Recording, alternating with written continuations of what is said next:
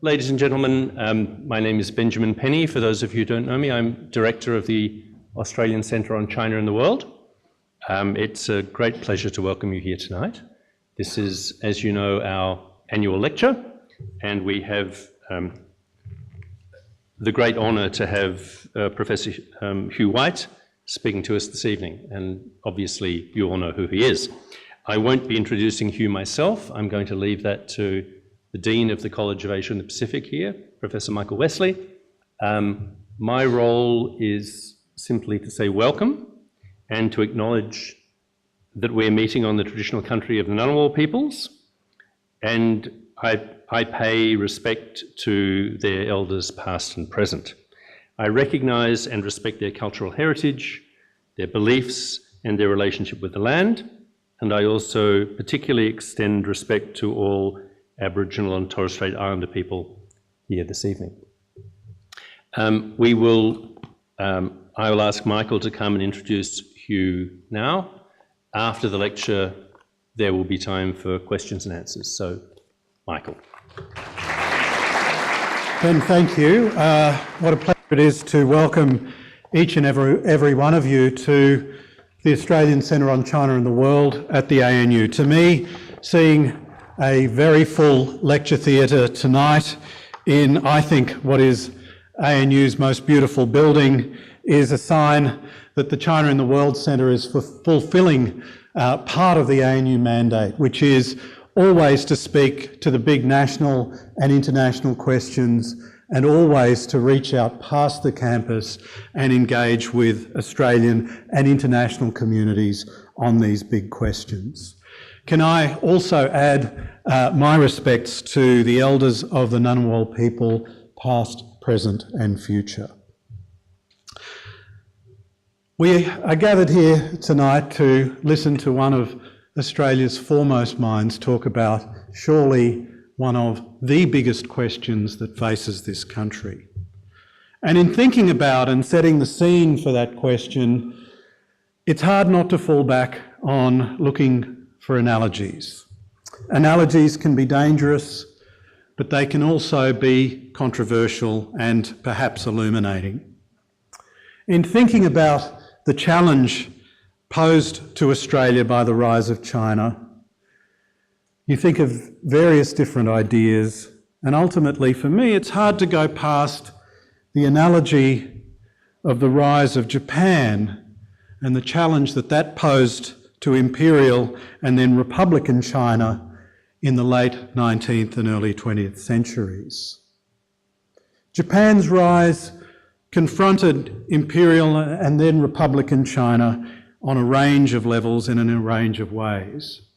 Most profoundly, back then, the rise of Japan represented a sudden shift in the status quo.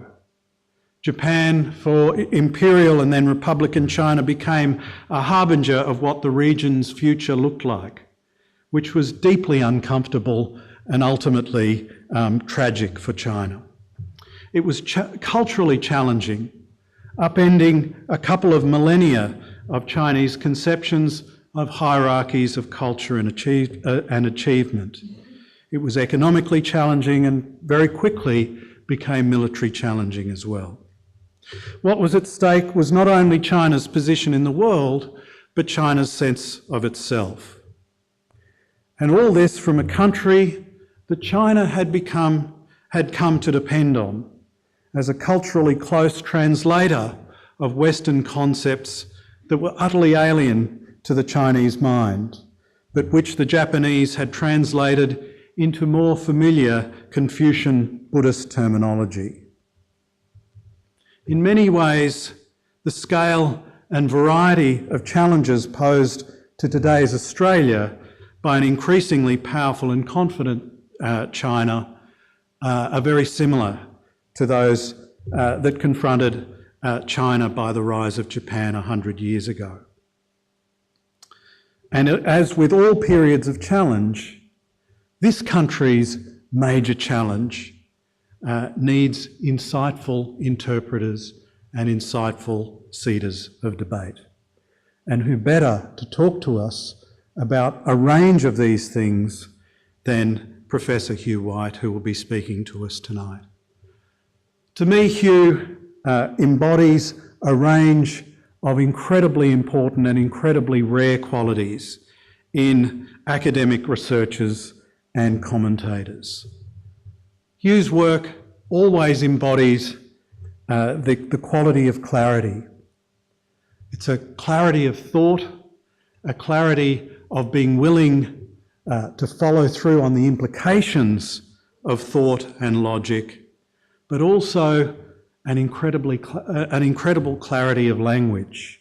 No one is able to convey complex concepts with such immediacy and importance as Hugh. Hugh's commitment is the second quality that makes him so important.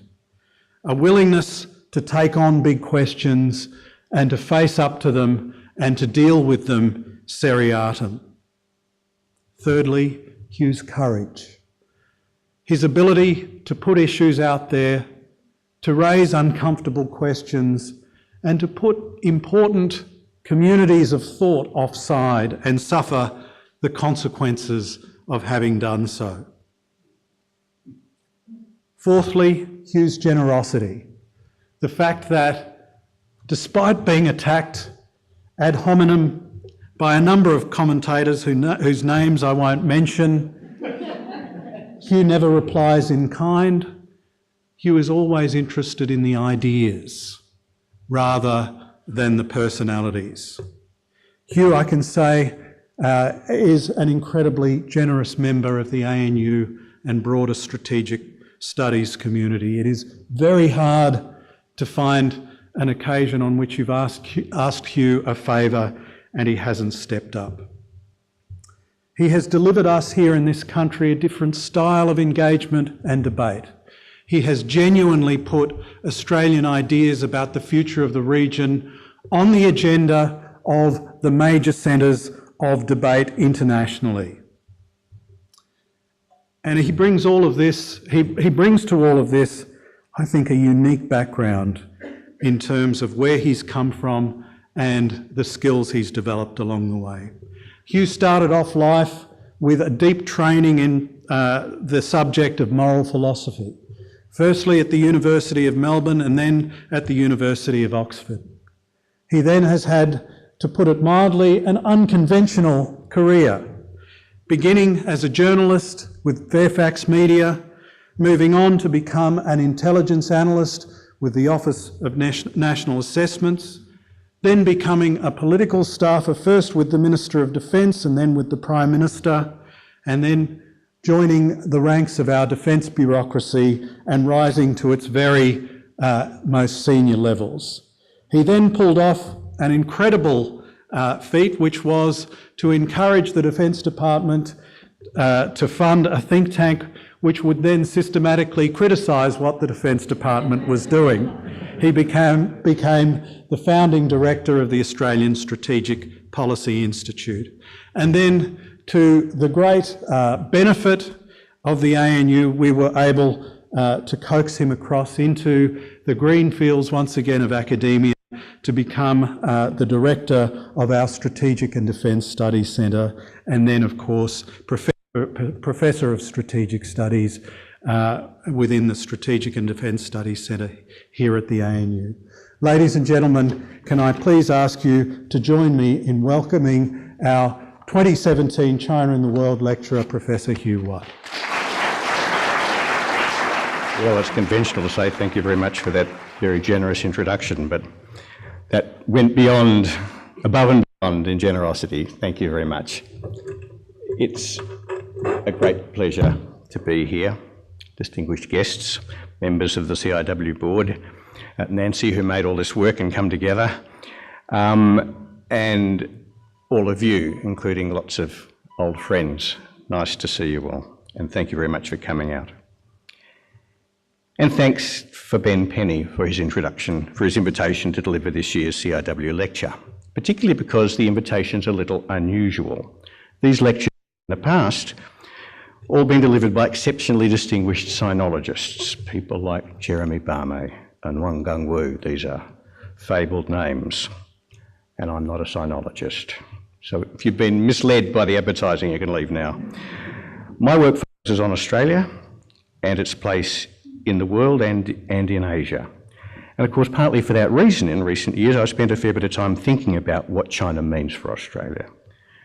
And so, of course, I've had to try and learn something about China. And I've been enormously lucky that many friends and colleagues in the sinological community, including, of course, many friends and colleagues here at CIW, have been so generous in helping me do that. Some of them are here tonight. Nice to see you. Despite their best efforts, I should say, I'm still very conscious of how little I know about China still.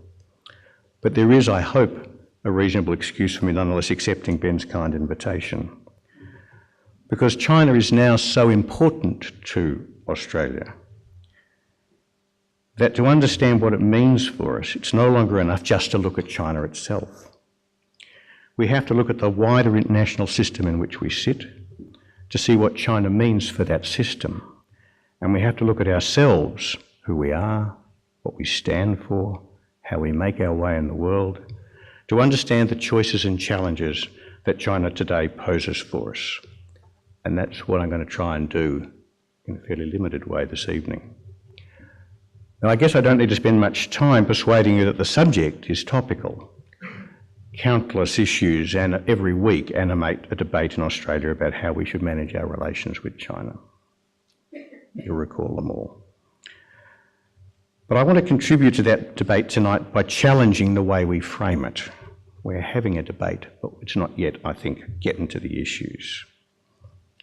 I want to argue that the terms of our debate do not yet encompass the nature and scale of the issues and choices we face as we face the power of China. And that's why the title of my talk refers, a little pretentiously perhaps, to the future of Australia. I hope to persuade you that that's a fair description of what's at stake. I hope to persuade you, in other words, that this issue is even bigger than you think it is. Our national debate on China today focuses on whether, and if so how, we should adjust a range of current policies, mostly on specific issues, to the challenges that are posed and the opportunities that are offered by China's economic growth. And of course, that's pretty important. Policies on things like extradition, foreign investment, political donations, media ownership, language education, you name it, there's a whole lot of stuff out there, and it is pretty important. These are all important issues. But to imagine that they exhaust the range of questions that we face is to assume that China's rise makes no more than a marginal difference to our overall international setting, and that we can manage our international relations with only marginal adjustments to our policies and practices in response. And that's wrong. China's rise is among the 2 or 3 biggest shifts in Australia's international setting in our history. It's comparable to, and quite possibly bigger than, the slow collapse of the British Empire and the decolonisation of Asia after the Second World War. China's rise is already fundamentally changing the international order globally and especially in Asia. It's already challenging us fundamentally to rethink our place in Asia, and that in turn requires us to re-examine who we are ourselves. So I want to suggest to you that this evening that we still haven't begun to understand what China's rise means, how completely it changes the world, the region we live in, our place in it, and how much we will be changed by it. Our debates about China have hardly begun. This is primarily a story about national power, and so I need to start by saying something about that. Here's a definition. National power is the capacity of one state to shape its international settings to suit its interests, especially by influencing the conduct of other states. It can be manifest and exercised in many different ways and can be affected by many factors. But history strongly suggests that its primary ultimate source is economic scale, GDP. It is as simple as that. If you don't think it is, think back to Britain's wealth and power in the 19th century and ask what made Britain the strongest country in the world in the 19th century. Or think back to America's wealth and power in the 20th century and ask what made America the strongest country in the world in the 20th century. They were both, in those centuries, the world's biggest economy. It's a correlation, not a causation, but the correlation is pretty telling. I think the correlation between wealth and power, between preponderant wealth and preponderant power, is very plain. And when a country becomes very powerful, as Britain and America were, they have the capacity to shape not just their immediate environment, but the whole system in which they work. And that's just what Britain and America have done over the last couple of centuries in their time at the top of the global pyramid. And that created an entire era. We might call it an era of Anglo-Saxon primacy. China's rise brings that era to an end, because China will be the world's richest and most powerful country in the 20th century. I'm going to say that again. China will be the world's richest and most powerful country in the 20th century. It's remarkable, actually, that that statement still apparently has the power to shock, and that so many of us are still sure it isn't true. It's a big subject, so I'm not going to try and nail it down completely, but I've got to say something about it because it's central to the story. Of course, it's not absolutely certain that China will be the wealthiest and strongest, most powerful country in the 21st century, because nothing in human affairs is. But the reasons that are often given as to why it might not be look to me pretty flimsy. The foundations and trajectory of China's power are much more robust than most of us are willing to admit. Of course, China's growth has slowed, and I expect it will slow further. That's what the economic historians would lead us to expect. But the source of China's power today does not lie in its current growth rate, but on the scale and nature of the economy it's built up over the last 3.5 decades. The foundation of China's power today is locked into the scale of its workforce and the nature of the economy as it has developed since 1979. That's not going to disappear. Even if China's economy flatlines in the years ahead, it will still be bigger than America's in PPP terms, and it's very unlikely to flatline. Indeed, for all its problems and the clear risk of short-term crises, China is likely to keep growing faster than America on average over coming decades, and to overtake it not just in PPP, but in MER terms. Demographic problems won't stop that happening. China's demographics are pretty dire, but its workforce will shrink. But its workforce will remain by miles, by a huge margin, by far the biggest workforce in the world, much bigger than America's, only India as a competitor. And we shouldn't bet on the middle income trap. Even if it gets stuck there, China's economy will still be the biggest in the world. And it quite possibly won't. China's economy is more sophisticated than many people think, with a real capacity for innovation and entrepreneurship. The sort of things that get countries out of the middle income trap are already being seen.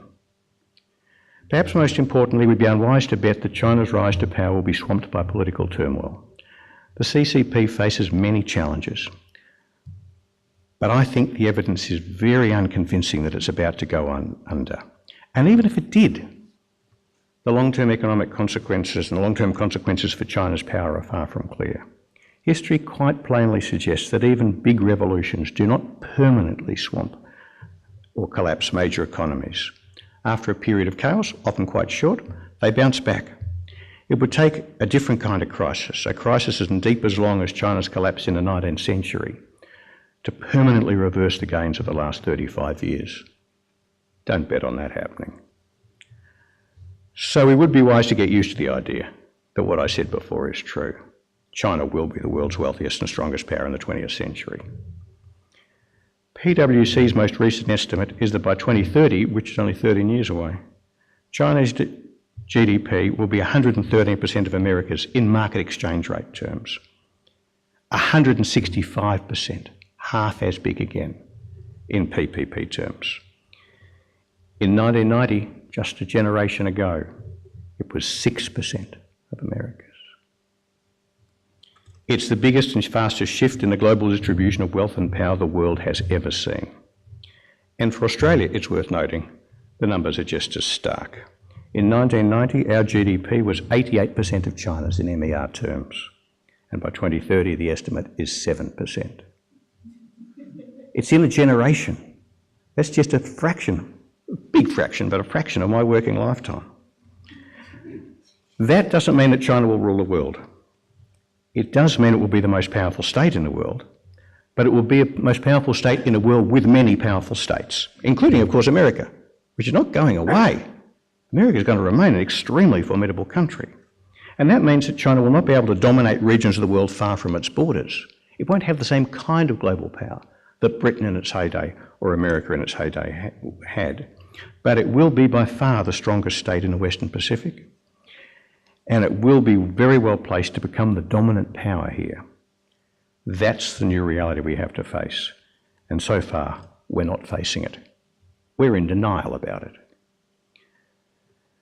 It's not surprising in some ways that we're in denial about it, because it is so new. Since Europeans first settled here in 1788, our region has been dominated successively by Britain and America. We've relied on them to keep us safe and to shape Asia to suit our interests.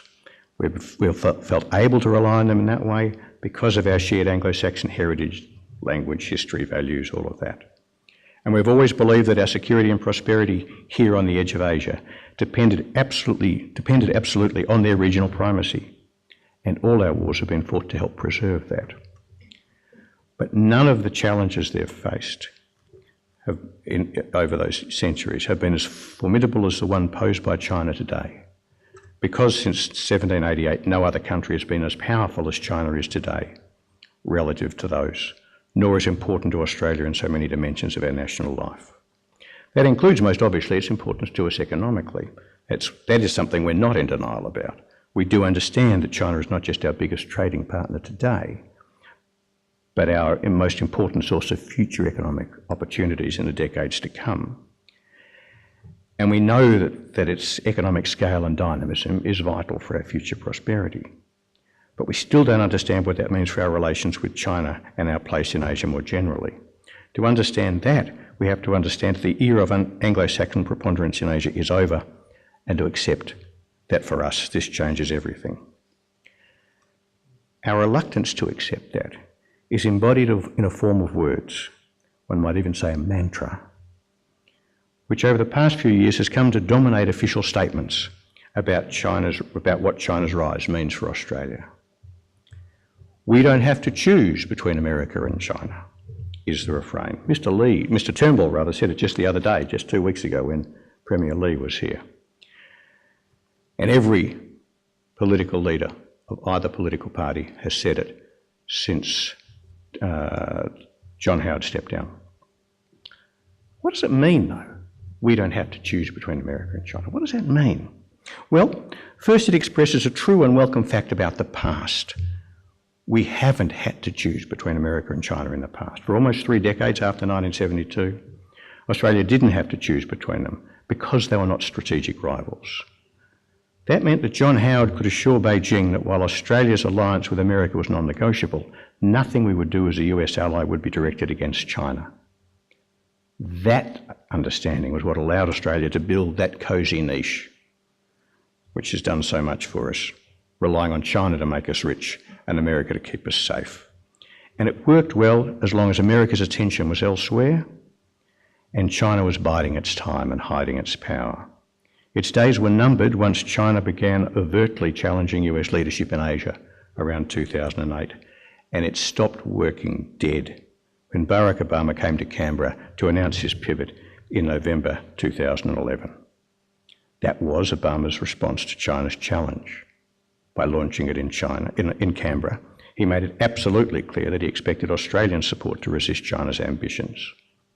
That made Howard's understanding, the understanding upon which Australia's positioning between America and China had always depended, no longer tenable.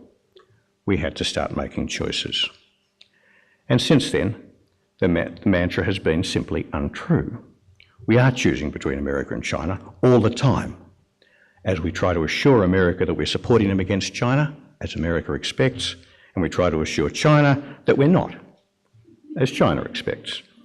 And so, for example, we've joined Washington in denouncing China's conduct in the South China Sea, but avoided China's displeasure by not actually doing anything about it. We agreed to host Marines in Darwin to please America, but to please the Chinese, we denied it had anything to do with China. We joined the AIIB, but avoided an explicit endorsement of One Belt, One Road, etc. The list goes on. The reality is that every decision we make about our support for America is judged by how it will be read in Beijing and vice versa. This balancing act is the most potent factor in the formulation of Australian foreign policy today. Now, some might call this delicate balancing act a commendable example of agile diplomacy. You could also call it a pattern of systematic duplicity, which is fooling no one but ourselves. Now, I'm a long student of power politics, so I understand the role of duplicity in diplomacy, and it's not necessarily always a mistake. It has its place when it's used to support a clear and credible strategy, but not as a substitute for one, which I think is where we are today. And of course, ultimately, it's futile, because whether we have to choose between America and China has very little to do with us. It depends on them, on how intense their rivalry becomes, and on what they choose to demand of us. The more intense their rivalry grows, the more each will demand of us, and the starker the choices will become. It is perfectly possible that sometime, perhaps quite soon, their rivalry will reach the point that one or other of them confronts us with a choice which would upset our balancing act and force us to fundamentally alienate one side or the other. We don't have to choose is no more than a statement of blind faith that this will not happen. What's more, it's a statement of faith that nothing really is going to change. For it to make any sense at all, we have to see it as based on the hope that we can go back to the way things were in John Howard's day, when America's power and leadership in Asia seemed unchallengeable and China seemed happy to accept it forever. If that was true, we wouldn't have to choose. But how likely is it, really? Well, over the past few years, as rivalry between America and China has intensified and those choices have become tougher, some people, even in government, have started to see that we don't have to choose as wearing a bit thin, and to wonder whether we do not, in fact, have some choices to make after all. Not surprisingly, the overwhelming majority of them think that we should choose America. But their views are not all the same. We need to divide them between the optimists and the pessimists.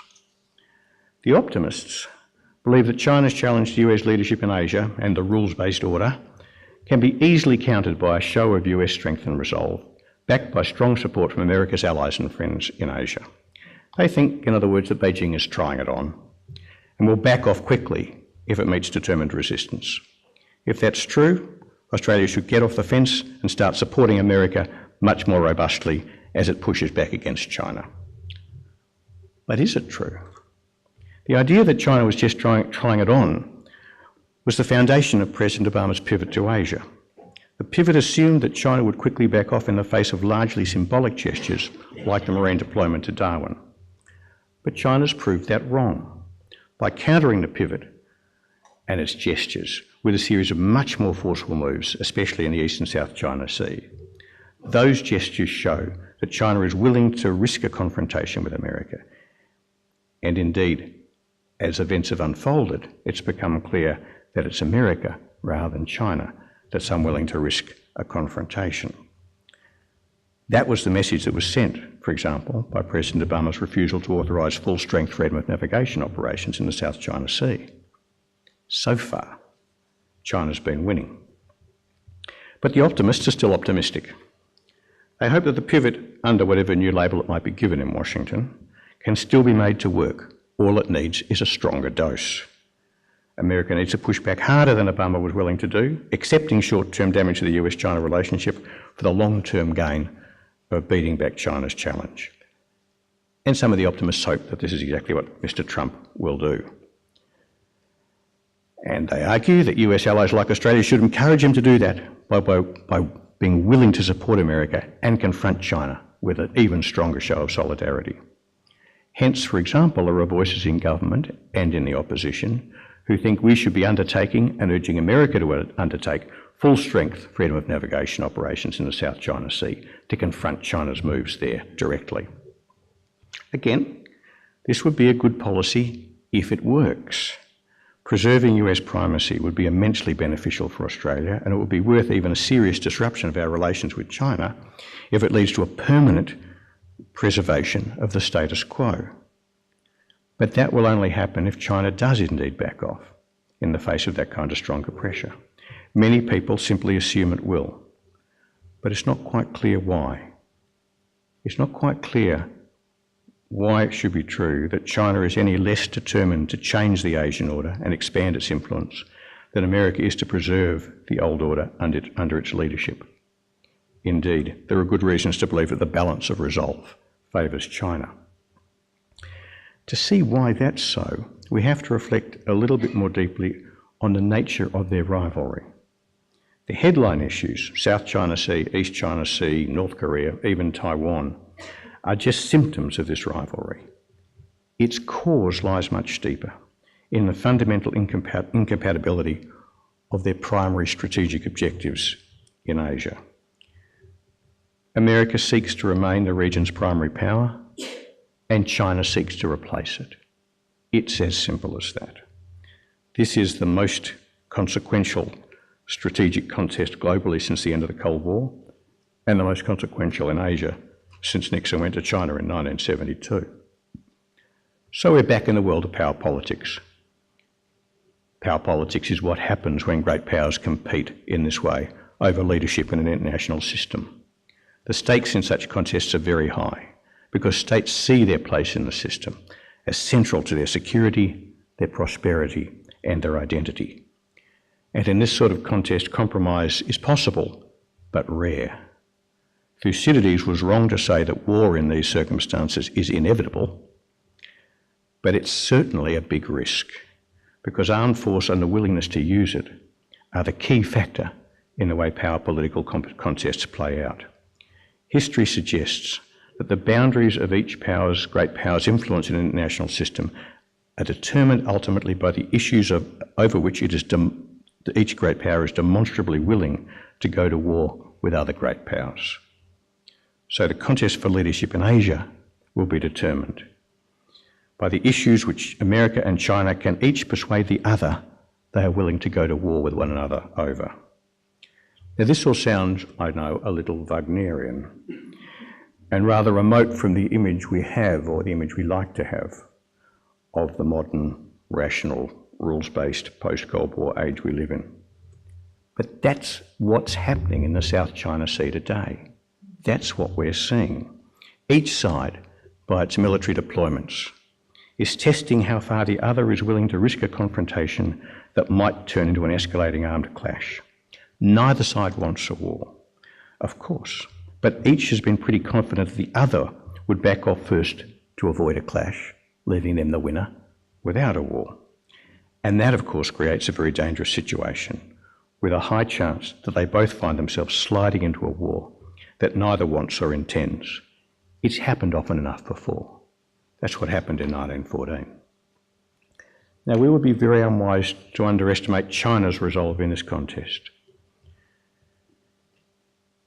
China is determined to achieve or restore its leadership of the Asian order, and that shouldn't surprise us. It is, after all, seeking to do no more than Britain and America sought to do when their power was at their peak. And in China's case, its ambition is turbocharged by some pretty deep emotions. Consciousness of China's extraordinary long history and long history of power, of its recent humiliations, of its current and recent achievements, and a cautious, but I think very deep-seated confidence in its future prospects. We'd be very unwise to underestimate the influence of those sorts of emotions on China's view of its future potentialities. We might regret this, but we shouldn't underestimate it. And we'd be also unwise to underestimate the likelihood that China assesses America's resolve as weaker than their own. They're not reckless in Beijing, but looking at America as it is today, its record of strategic failure over the past decade and a half, the feebleness of the pivot, the peculiarities of American politics, and the apparent trends in its policies, it would be surprising if Beijing did not believe that America was less committed than they are to the leadership of Asia. And 50 missiles on Syria won't change their mind. They don't want war with America, but they probably think they can achieve their aims in Asia without one, because they think America will back off. And all that means the optimists are probably wrong. Supporting America to push back harder against China is unlikely to get us where we want to go. It's more likely to get us into a war with China. And that brings us to the pessimists. They are the people who can see that Beijing might not back down, so that preserving US leadership in Asia might require a war with China. And they think that might be an acceptable price to pay. We need to think carefully about whether they might be right. And we need to recognise that this view is not as uncommon as you might think. Much depends whether they're right or not. Depends on what kind of war we think that would be. Many seem to assume that a war with China will be short, contained and successful, something like a sort of a desert storm at sea. So it's very important to register just how unlikely that is. This is not the place to explore the evolving military maritime balance in the Western Pacific, though it is one of my favourite subjects. So just let me say that we can't count on quick, low-cost wins against China in the Western Pacific anymore. Any localised clash would probably produce a costly stalemate for both sides, with both sides facing irresistible pressures to escalate. As they did so, this could easily become the biggest regional conflict since 1945. Easily become the biggest regional conflict since 1945. And it's hard to imagine what would count as a victory in such a war for either side.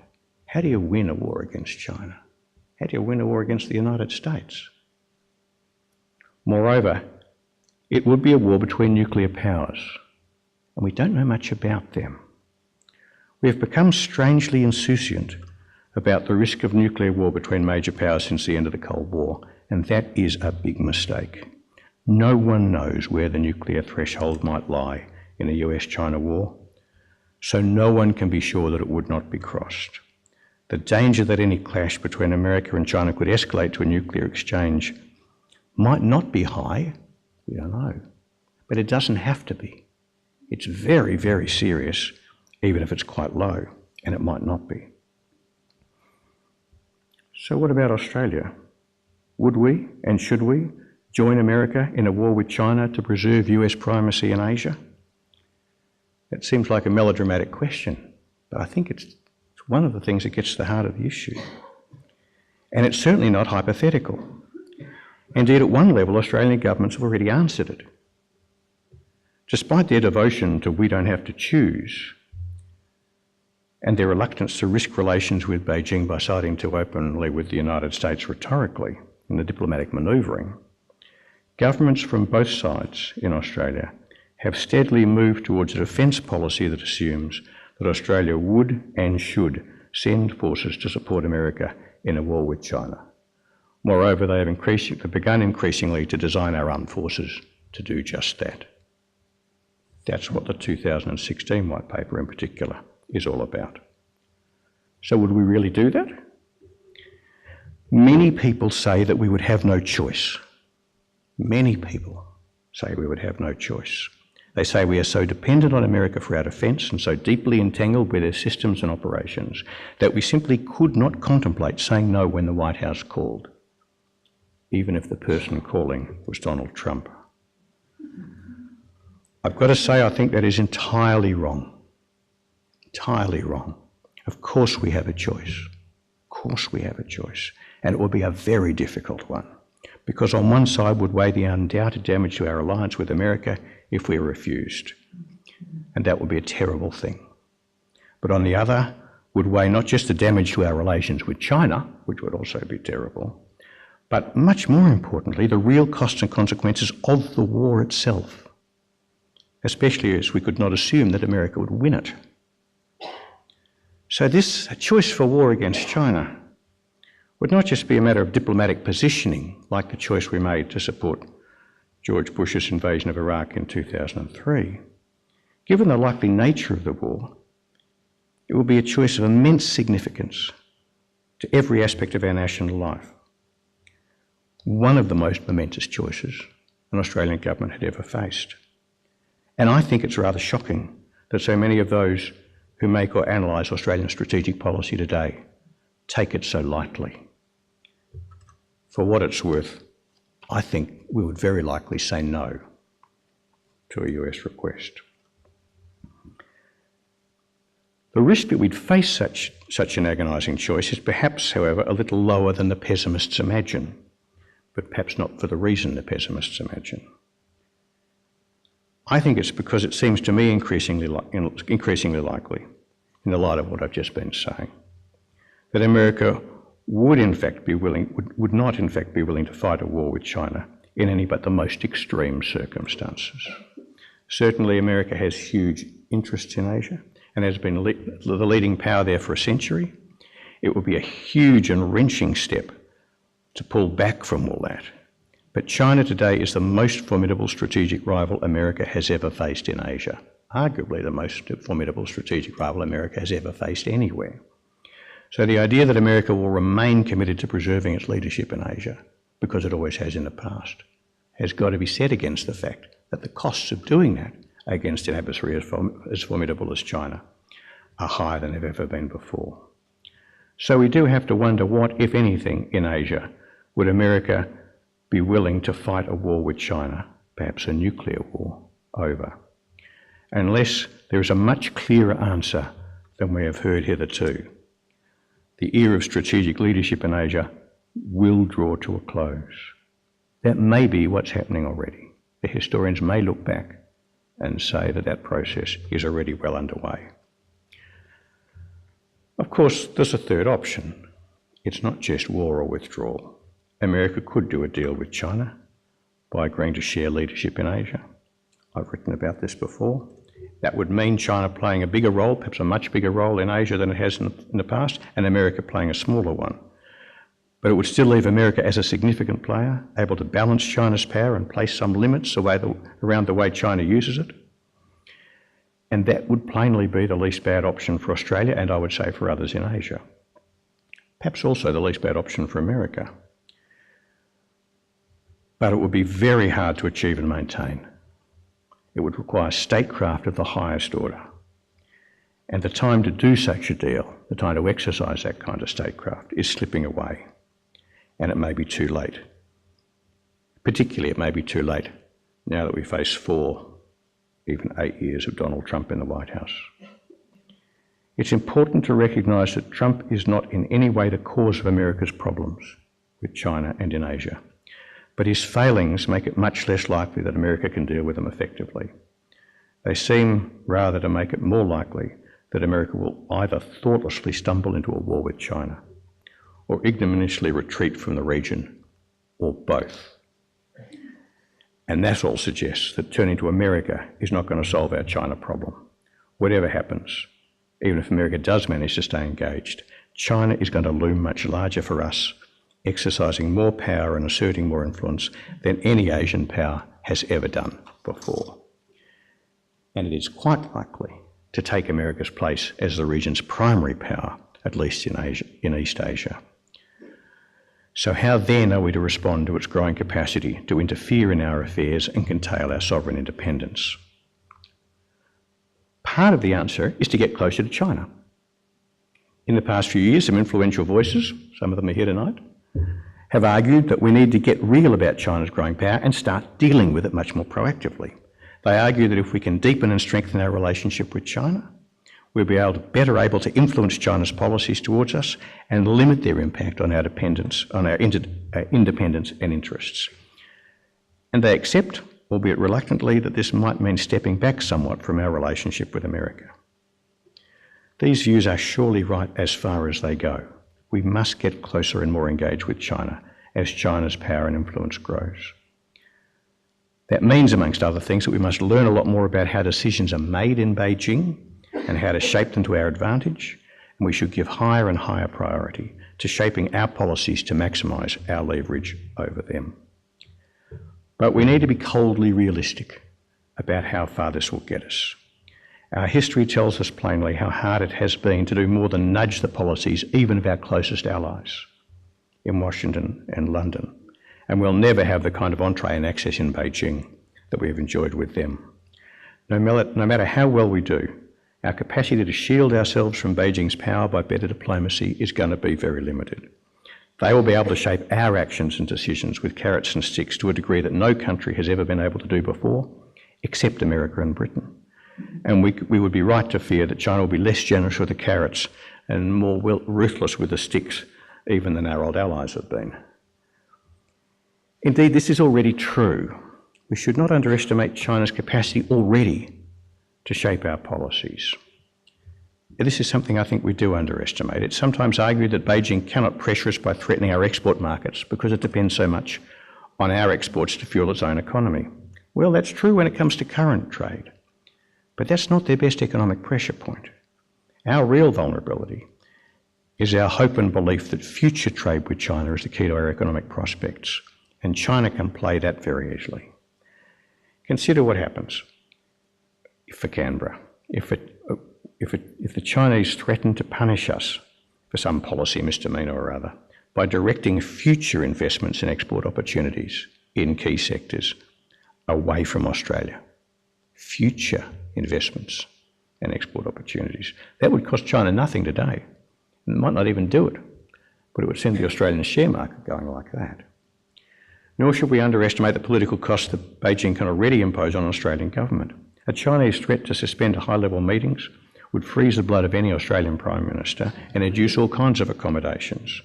It was, after all, just that kind of pressure that nudged John Howard to reach his understanding with Beijing, and that was back in 1996, when China's wealth and power had hardly begun to take off.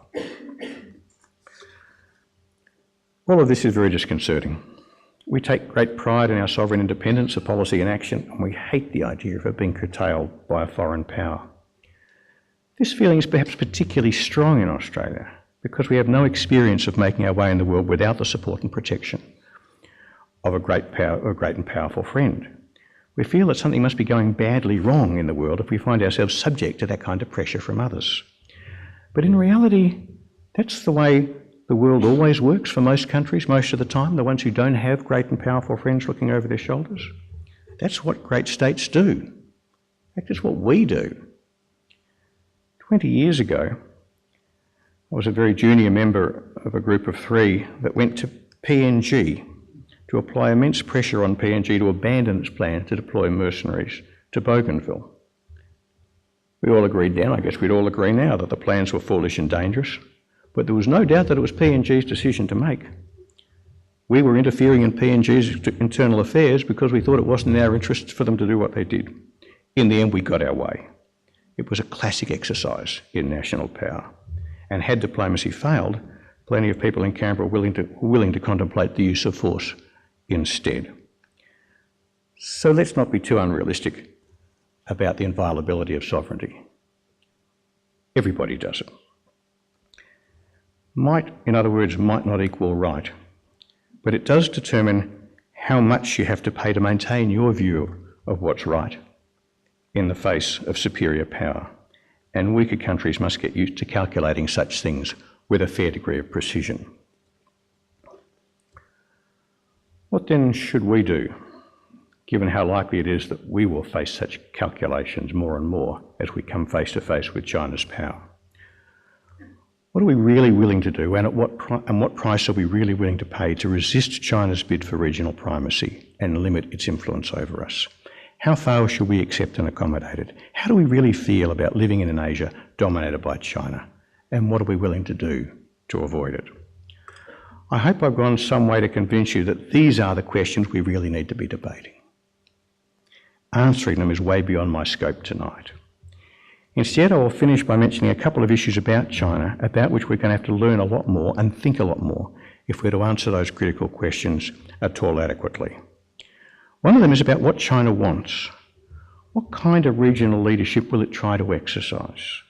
Will it be more like America's relatively soft hegemony in the Western Hemisphere under the Monroe Doctrine, or more like Stalin's harsh dominion over Eastern Europe, or even Brezhnev's for that matter, under the Brezhnev Doctrine? Our images of China's ambitions as a rising power are still very simplistic, partly because China's conversations about its ambitions as a rising power are not very illuminating. But we do need to learn a lot more about it if we're to make better informed choices about what they mean for us and how we should respond to them. The second set of issues concerns the moral standing of China as an international actor today. This is an exceptionally difficult question, but it is absolutely at the heart of our topic. I don't know what the answer is, but I do know that we've not yet taken the question seriously enough. A few years ago, I heard a senior Australian official say, quite bluntly, that Australia could not possibly contemplate China playing a bigger leadership role in Asia because its political system was fundamentally evil. Few of us might go that far, but most of us agree that China's values are different from ours, that for Australia to accept China playing a larger leadership role in Asia will be to compromise our values, and that is something we simply could not and should not do. Mrs. Bishop spoke along these lines in Singapore recently. Our values are not transactional, one of our leading columnists wrote last week. Well, I don't think it's nearly that simple.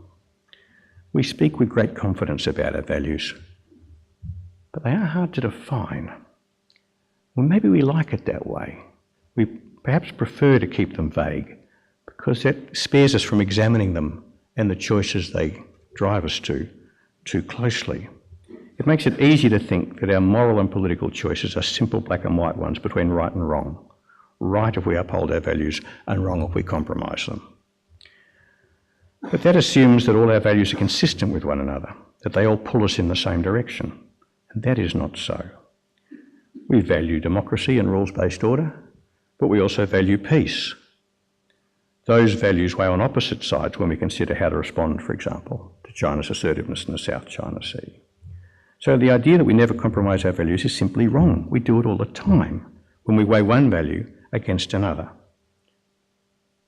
So we will compromise some values as we deal with China. I can promise you that. The question is, which ones and how much? We need to get beyond this crude sloganeering and think a lot more carefully about our values and how they affect our choices as we decide how to respond to China's power. And we also need to understand China's values better and how they really differ from ours. We are very keen to assert and emphasise those differences, but their precise nature and significance deserves more attention.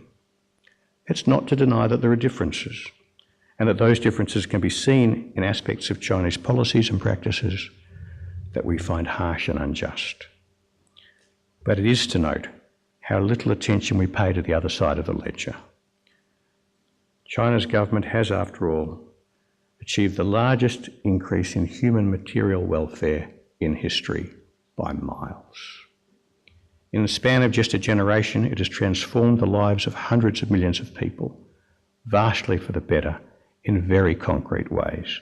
Better food, better housing, better healthcare, better education. And these are things which we recognise in our society as having real moral weight. So we ought to recognise they have moral weight in China as well. Where do we place all that in our judgments of China's moral fitness to lead in Asia? How does it balance against the other stuff? Surely we can't simply ignore it. So if we're going to understand how to respond to China's power, we're going to have to take the trouble to think much more deeply about China itself and to do more justice to the complexity of what has been happening there, the moral complexity of what's been happening there over the past few decades.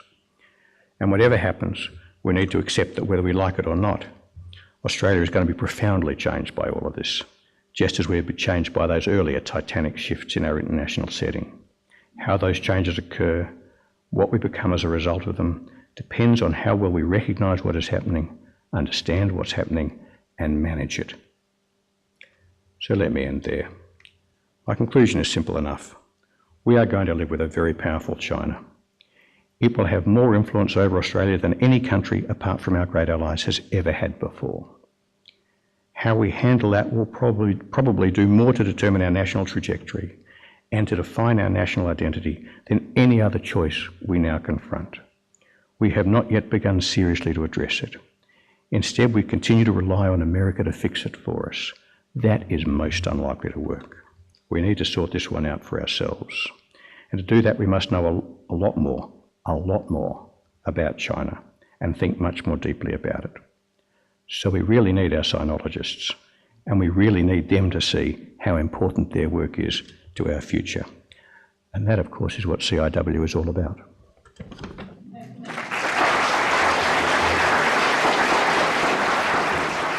Thank you so much. A magisterial performance. Provocative, tightly argued, and from my position, let me fully endorse your final comments. We now have time for questions and answers. We have microphones on each side. So we have a question here to begin with. Nancy? Yes, Professor White, I have a sort of a third way of looking at Australia-China relations. I think John Howard was right saying that you don't have to make a choice. But Australia could actually make a choice by cooperating with China. Let me just say in Australia, our infrastructure, the roads are third world standard. The human highway, the best time is all patches. Our railways are traveling at 80 kilometers an hour. We need an airport in Sydney 40 years ago, and we don't have high-speed rail. Now, China able to do all those ones by cooperating with Australia. They have the full capability, they have the money, and they can do it double quick and double cheap. So Australia, this is the golden opportunity to cooperate with China and to bring Australia to the 21st century. Don't miss that opportunity. Please. I absolutely take your point. But there's a dilemma, isn't it? Because when Australians think, do we want China to play that kind of role in our infrastructure? Do we want them to own our power distribution system? Do we want them to own our ports? Do we want them to play a leading role in our fantastic NBN? We're worried. We're worried about what that will mean. We're worried about how much influence China will get. We're worried about what it means for us to live in a world in which China is that powerful and that influential. And we're going to find it very hard to get these decisions right. These, I agree, very important, very practical decisions. You know, how do you get your infrastructure? Who do we trade with? All of that. We're going to find it what kind of investment do we welcome? We're going to find it very hard to get that right until we've dug below the questions about what goes to the FIRB and what doesn't. And ask, what kind of relationship are we going to have with this country? And the reason we find that so hard to deal with is that we half understand and half deny that in dealing with China, we're dealing with a country the like of which we've never dealt with before, because the world's never seen a country like China before. It's brand new. So yeah, I agree. I just think we're not going to get there until we've got some of these other issues on the table and address them more effectively. I mean, it's a very interesting subject and not very easy to discuss about it. I have a few remarks or questions. You mentioned about how the Chinese economy have been pulling up to the benefit of hundreds of millions. I don't agree with this, because when you look in China now, we have a very big cliff between the very rich people and the common people. So I would like to hear a little bit more about this. The second point I would like to bring here in general, in the whole concept of the story, is if China was a democratic country where we have people electing their government, I would have much less problem with their domination in the South China Sea than what it is now. And as you mentioned, some of the people think it is still like an evil country because you cannot control how they are going and which way they are going. Okay, no, good point. Look, of course there are huge inequalities in China. Some people have got very, very rich, and some people, of course, are still very, very poor. But I think the point I was trying to make, and I think the significant point we have to judge, is how far a vast number of Chinese have seen their life improve. The ones that have 5 cars and 7 Rolex watches are in one category, but the people whose parents, people my age, who can remember their small siblings dying during the Great Famine, you know, someone of my age in China can remember the Great Famine and remember their siblings dying of starvation in front of them. Now that's the difference. Now they're wondering whether they can afford the second car.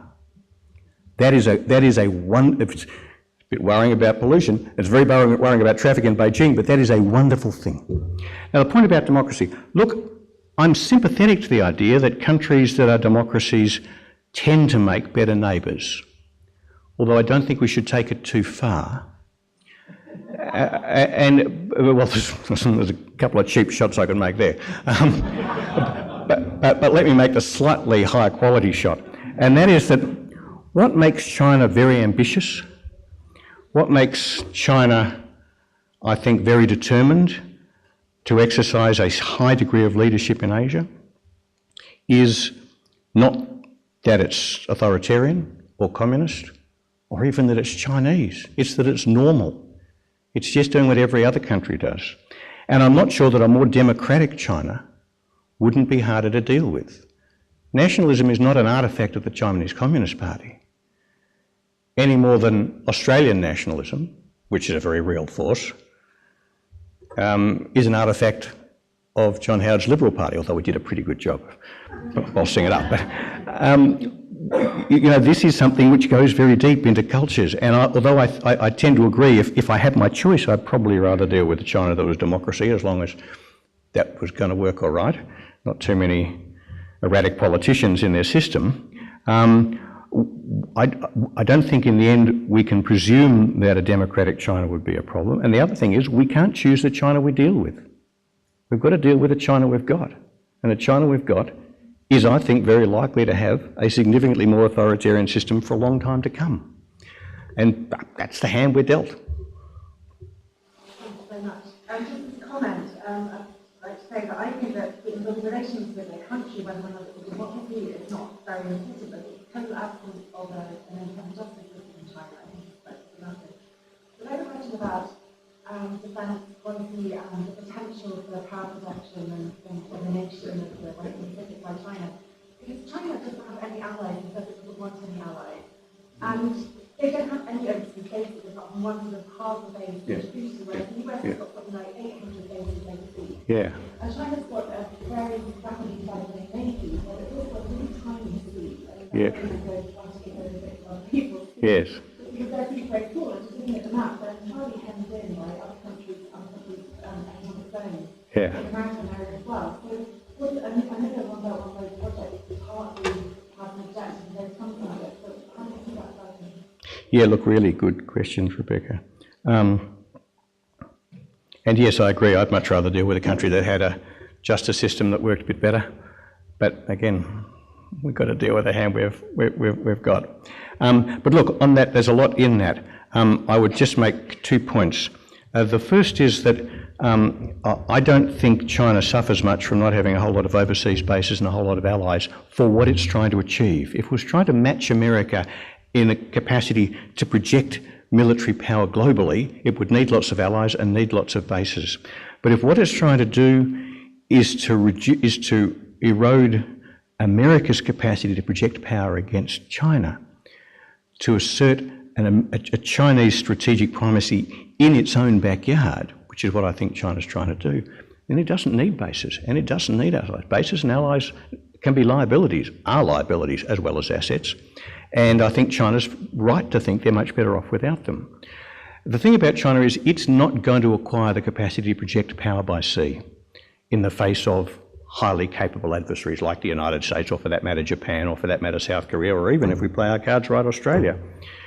We don't completely screw up our submarine project. But it will, and if that's what it wants to do, then it's going to fail.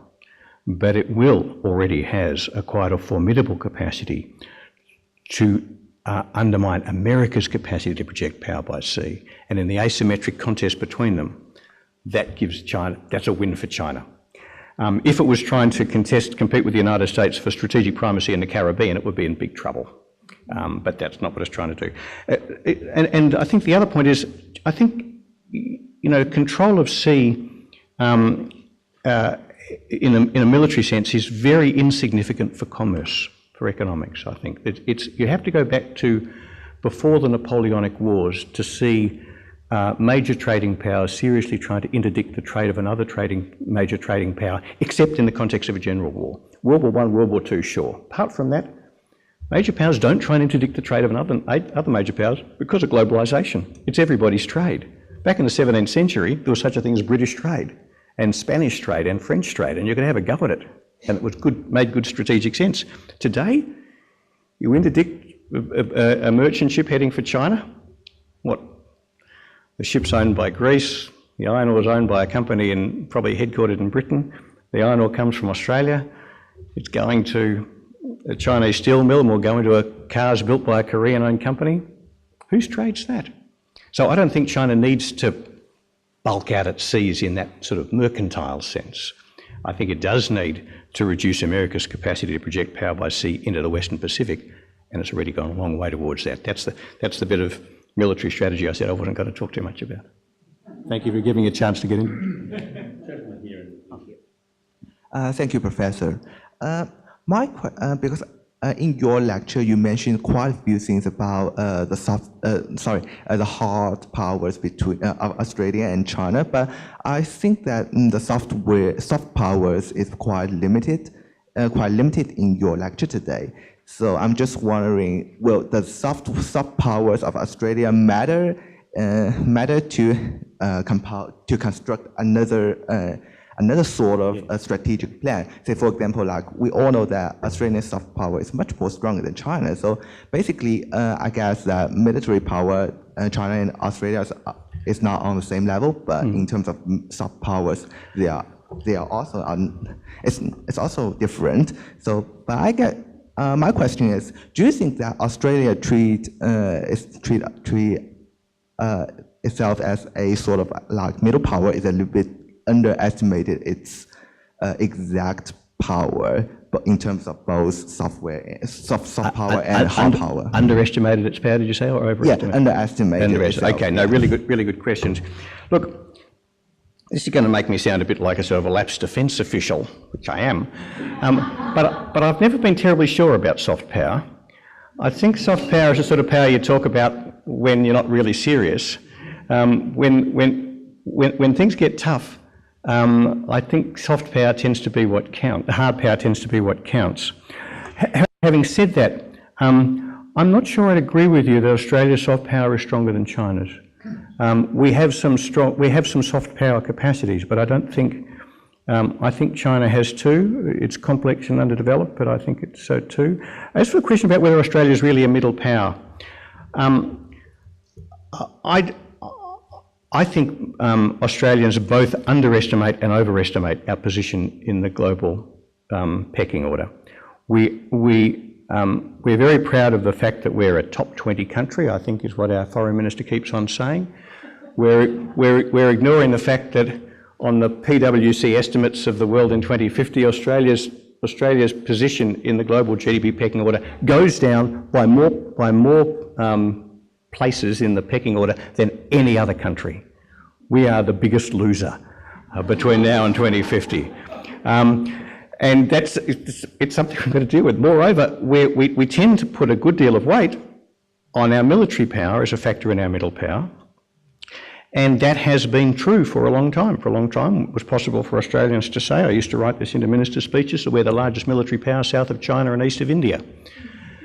Well, we were. We don't think of ourselves in those terms. So we sometimes underestimate ourselves. We have been. We won't be. If we continue to follow the defence policies we're following today, Australia will no longer be able to claim that in a couple of years' time. We will not have the strategic weight, the military weight of a middle power in the Asian century. And lastly, there's a diplomatic point. Australia has been a very effective middle power diplomatically because we've had a formidable capacity to do the two things that middle powers, that countries have to do to be effective middle powers diplomatically. They have to come up with really smart ideas and they have to go out there and sell them like mad. And relatively small countries can do that. The list of things in which Australia has really shaped the international system to our advantage by sheer brain power and the energy and skill of our diplomats is extremely impressive. But we haven't done it for quite a while. And the reason we haven't done it quite a while is because it takes ideas, it takes a lot of diplomatic effort, and that means, amongst other things, you need a foreign service that's big enough to do it. and it takes political courage from the ministers involved, because you can't just leave it to the people at the embassies. And so I think our middle power status at the moment is somewhat fragile. Thanks for a very interesting talk. I feel like this is about sort of China Choice 8.0, like the iPhone, we sort of get a little bit more of each version. But I want to push you on whether you're not using a straight line extrapolation too much. David Chambeau's new book, China's Future, paints a very bleak picture where he talks about political problems, corruption, the centralisation of power to an almost Maoist extent, the challenges with ethnic minorities in Tibet. He talks about the economic challenges, the lack of innovation, and the zombie thing. He talks about the social challenges of inequality and corruption, and he paints a picture of a country which may well have a very different next couple of decades than the past few decades. What's your view on whether we look to just continue this straight line extrapolation, which really underlies all of that? Well, not quite straight line. Look, I know David's work well. In fact, I've been engaging in a sort of an email exchange with him on exactly those issues for about the last 3 weeks. So 2 points.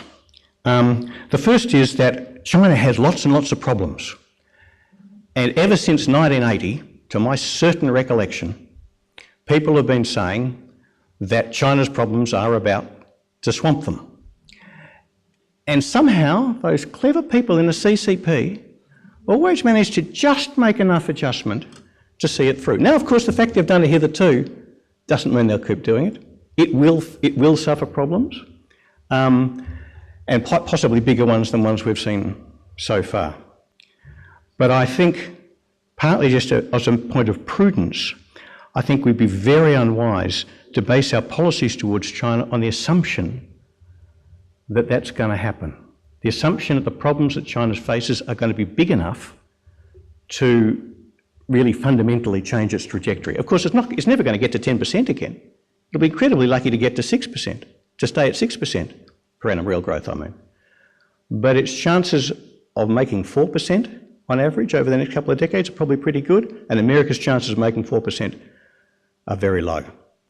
The second point is to say, perhaps to put it slightly more boldly than I should, but here I go, China's future growth is irrelevant to its capacity to challenge the US-led order in Asia, because it's already there.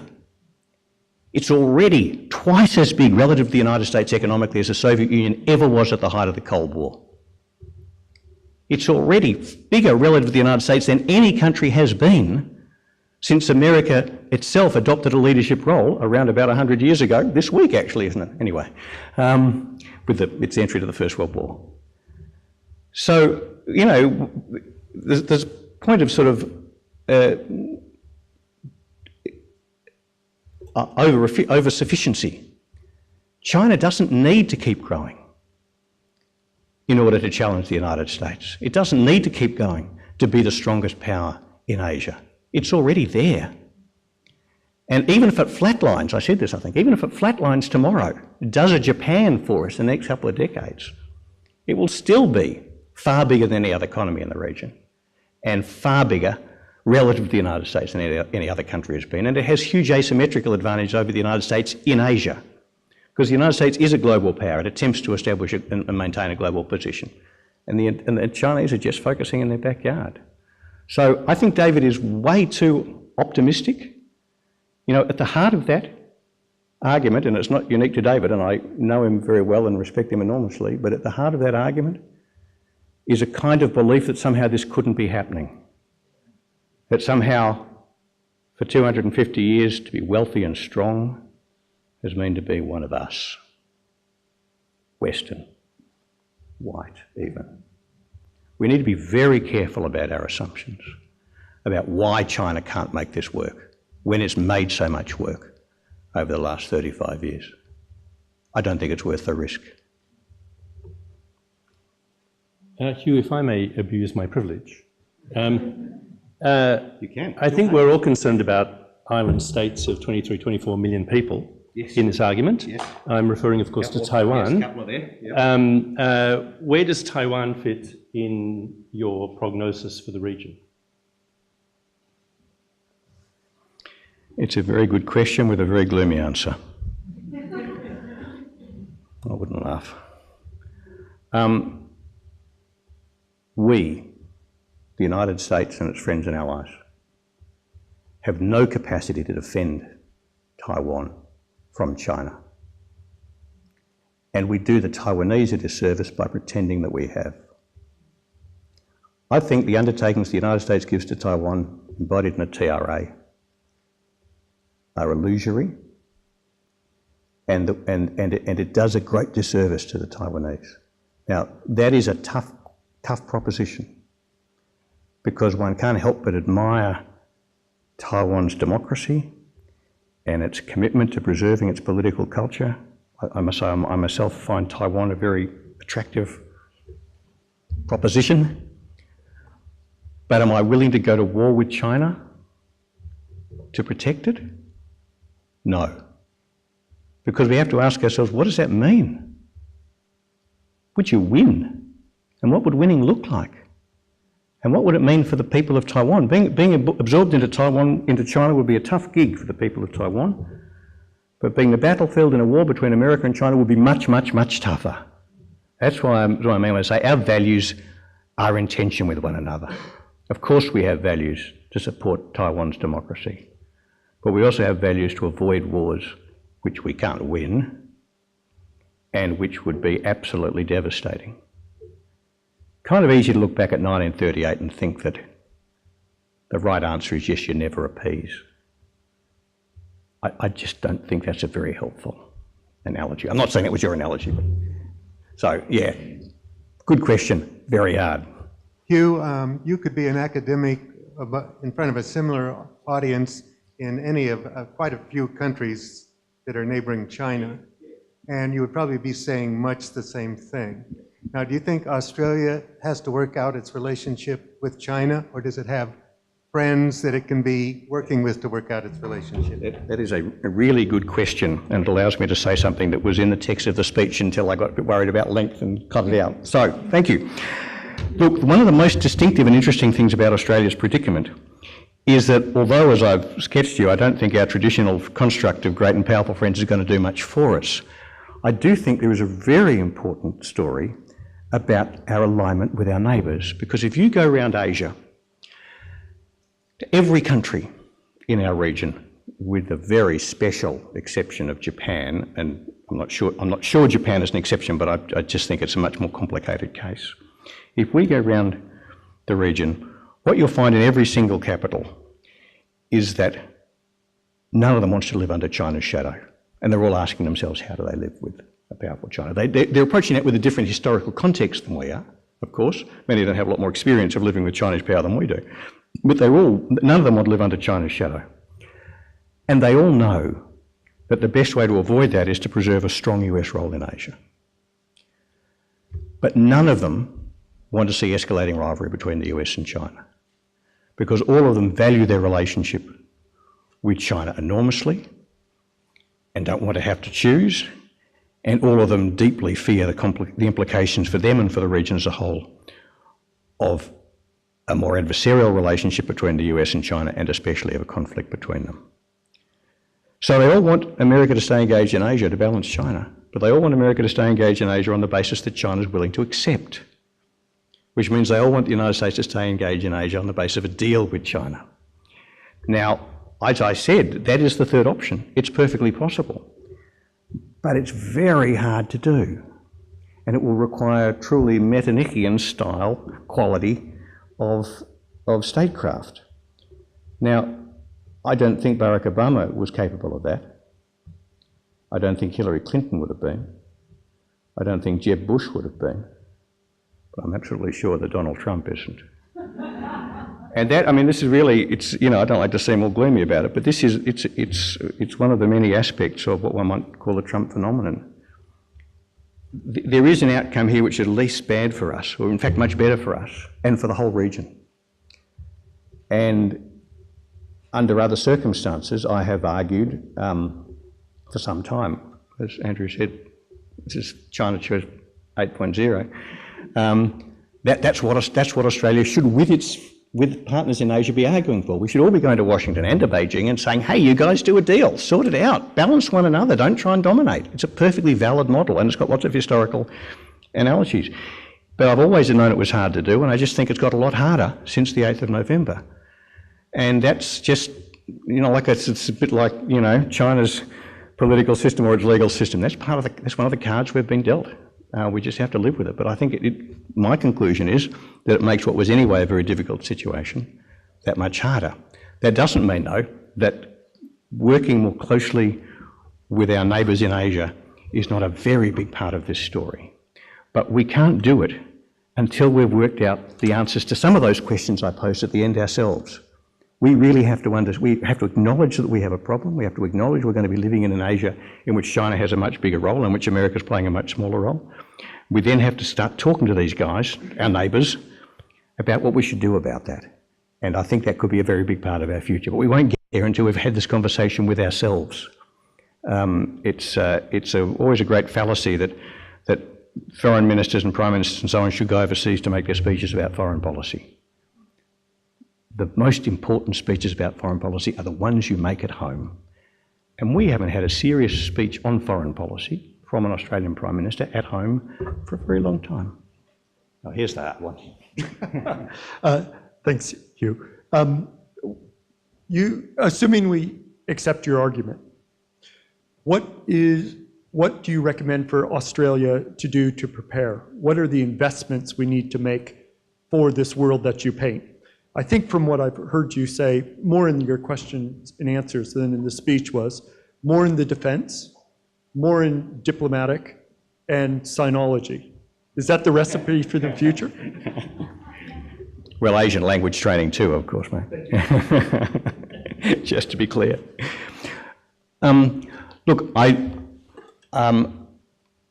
do think we have this is a different subject altogether, but I do think we have a very big set of decisions we have to make as a country about the kind of military power we want to be in the Asian century.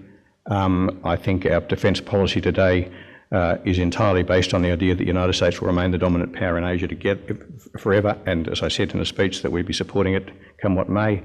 I think that's a completely unsatisfactory basis for that, and we have to choose whether we're going to build a defence force which will give us the independent weight of a middle power in the Asian century, which will be a defence force which would look very different from the one we're building today and cost about twice as much.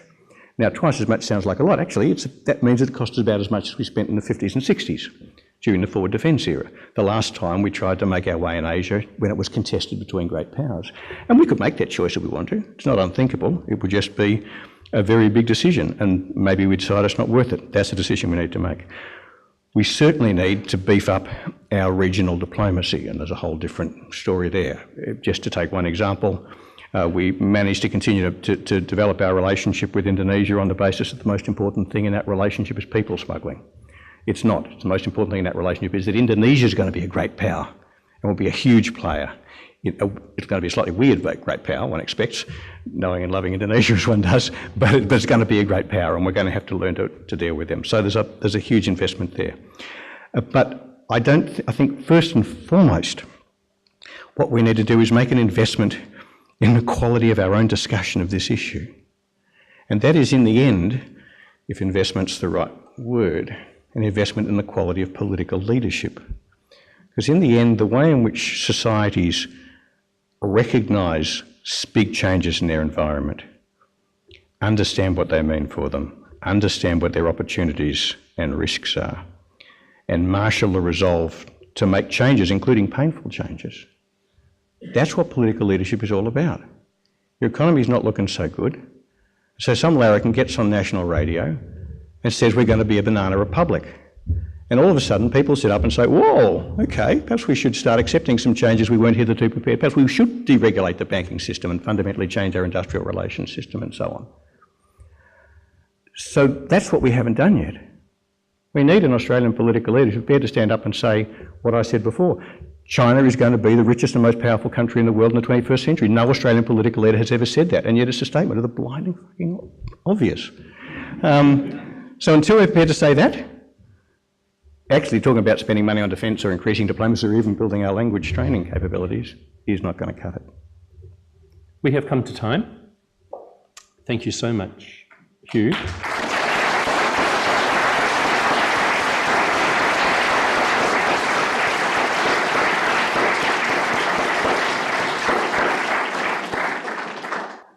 When our former Prime Minister, and the only one as far as I know who was linguistically capable in Chinese, set up this centre some years ago, Prime Minister Rudd gave us several desiderata about what we were meant to do.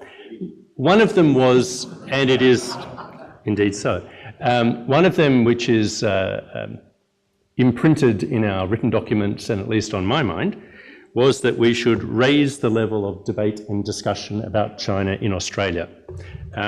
Obviously a good thing to do, and you have fulfilled that in spades tonight. So thank you very much again.